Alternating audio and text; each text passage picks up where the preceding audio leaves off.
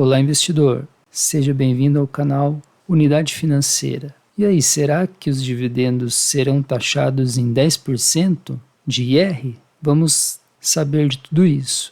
Então, fique conosco, deixe o curtir no vídeo, se inscreva no canal. E que história é essa?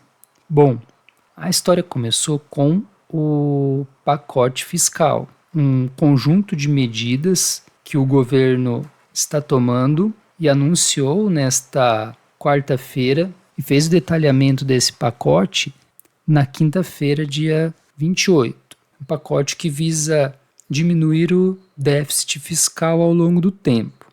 O que o mercado esperava eram cortes de despesa mais acentuado. Porém, além de não acontecer isso, o governo vem com a história de aumentar a alíquota do imposto de renda de até R$5.000. Então, quem recebe até R$5.000 estaria isento de imposto de renda. Só que isso não é a hora do governo anunciar, do governo abrir mão de despesa. É um pacote para cortar despesa. E para compensar mais esse dano nas contas públicas, o governo vai colocar dentro desse pacote fiscal um item que atinge quem recebe acima de R$600.000 por ano. Nós vamos reagir a essa matéria. Dividendos terão IR de 10%. Entenda o imposto mínimo proposto pelo governo. Imposto mínimo considera dividendos para o cálculo, mas não é aplicado diretamente sobre os proventos. Veja como deve funcionar. Que um dos pontos da reforma do imposto de renda proposta pelo governo, detalhada nesta quinta-feira, é a criação de uma alíquota mínima de 10% para os rendimentos acima de R$50.000 mensais, provenientes de qualquer fonte de renda, incluindo investimentos isentos como dividendos. Aí a pergunta que não quer calar já vai ser respondida agora. Dividendos terão novo imposto de 10%? Não. A mudança proposta não cria efetivamente um novo imposto de 10% sobre proventos. Segundo explicaram o ministro da Fazenda e o secretário executivo da pasta, o imposto de 10% valerá sobre o conjunto de rendimentos obtidos no ano, quando ultrapassarem R$600.000, o que equivale a R$50.000 por mês, incluindo o recebimento de dividendos, mas apenas se essa alíquota já não tiver sido atingida por outros recolhimentos, como salários e impostos retidos na fonte de outros investimentos. E aqui a gente já vai vendo que o imposto mínimo proposto, esse de 10%, é considerado de forma anual, mas vamos mais para frente.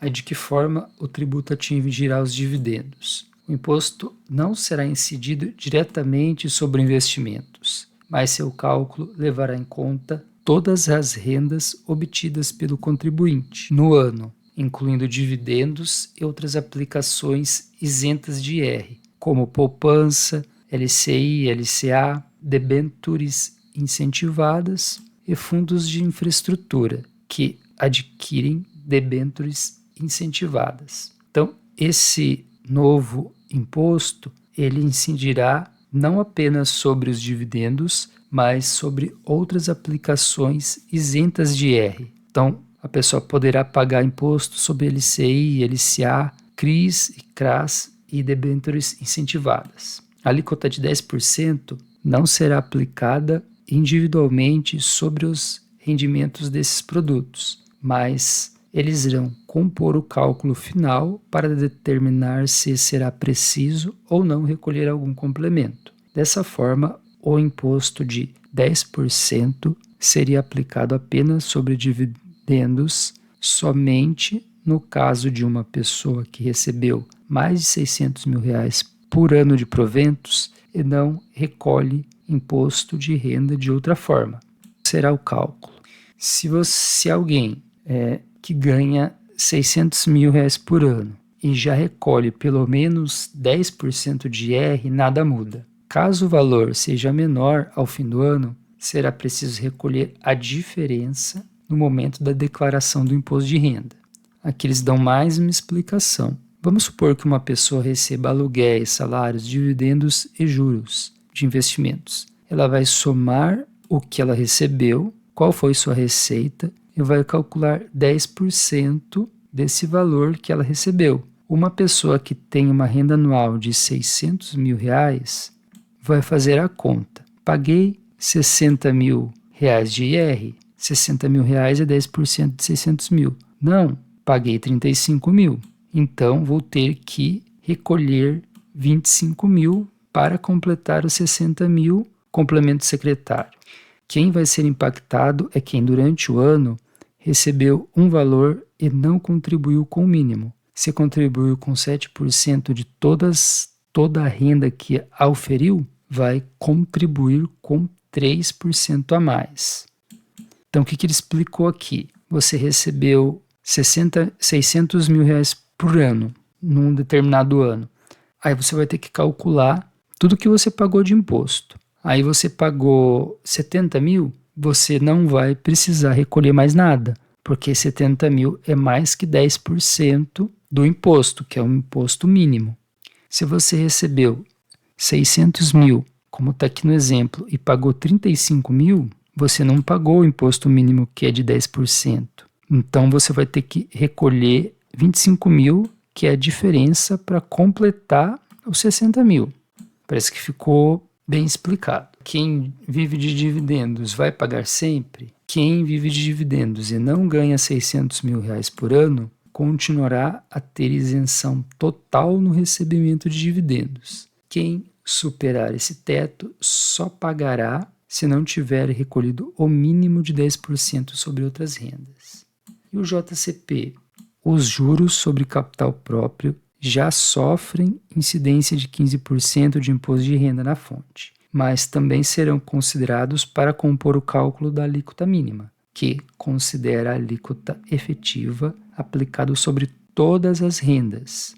Então aqui, se você vai juntar tudo que você recebeu de dividendo, de JCP, e vai fazer a conta. O JCP até ajuda, né? Porque ele não é 10%, é 15%. Então, quanto mais JCP, no caso, receber, um pouco menos irá pagar.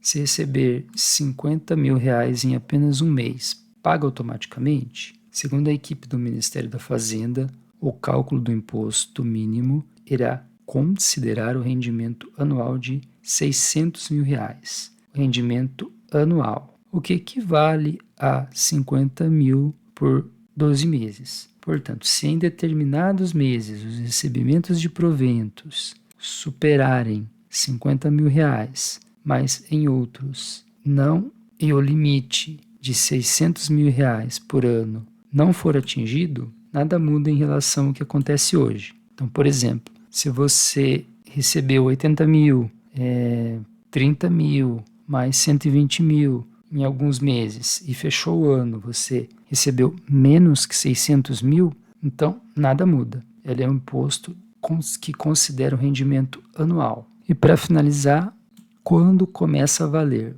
As mudanças no imposto de renda irão tramitar em projeto de lei complementar e, se aprovadas pelo Congresso, só deverão valer a partir de 2026. Então era isso, gente. Comentamos aqui sobre esse possível imposto mínimo proposto pelo governo e parece que ficou bem claro quem paga, quando paga. Se alguém tiver alguma dúvida, deixe aí nos comentários. Valeu, gente. Então fiquem bem, deixe o joinha no vídeo, bons investimentos e até a próxima. Tchau.